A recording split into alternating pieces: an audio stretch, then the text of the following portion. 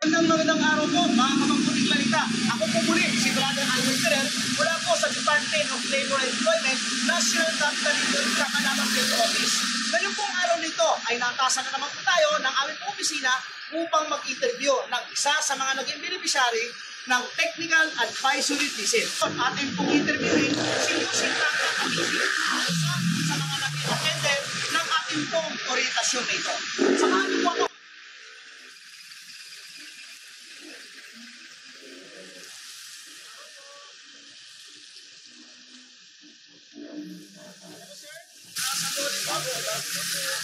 Mag-interview lang po sana kami sa pangyayari sa ito pong orientasyon na inalak natin sa Technical Advisory Visit. Okay na po ba?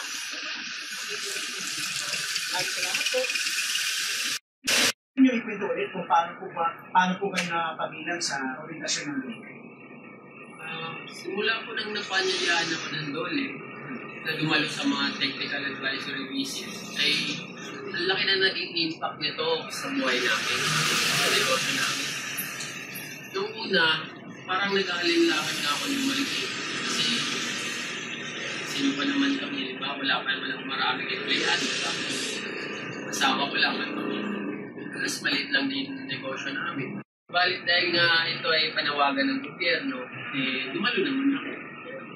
Tapos, nagpapasalamat din ako kasi marami akong natutunan ng mahalagang informasyon kung natuklasan ko at paano palaguin ang business namin, paano mabibigyan ng mga benepisyo ng aking kaibigan.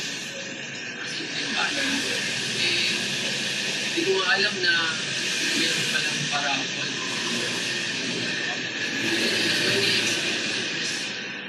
Wala na lang. Pangalan ko pala yung tawag nun. Nabunot akong bigla. Siyempre, sobrang saya ko nun. Tapos, siyempre, dahil doon, malaking tulong yung naibigay ng dalawang makina na binigay sa amin. So, bali na pagkalubang po kayo lang, may binigyan ng DOLE ng dalawang makina po. Ano pong naging impact dito sa kabuhay mo dito sa inyong negosyo? Malaki po ang naging impact kasi simula nung una, hindi pa naman masyadong nakikilala yung negosyo namin. Pero nagkaroon na ako ng dalawang makina. Parang nag-times 5 pa yata yung naging flow ng business namin.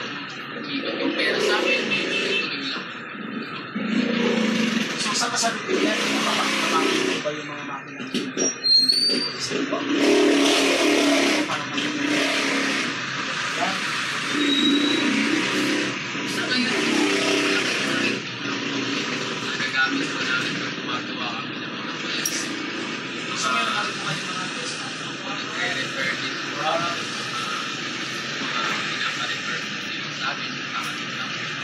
Tapos meron din po kami online dahil doon nagkaroon na rin po kami ng time para sa mga online natin. Hindi lang kami nag-focus sa isang bagay. Nagkaroon din kami ng maraming marketing mga strategies namin na mapalami-lalo. Tara, tingnan po natin yung dalawang makina sa kapila. Ay, sige po, para makita po natin paano ba nag-video. Maraming salamat po.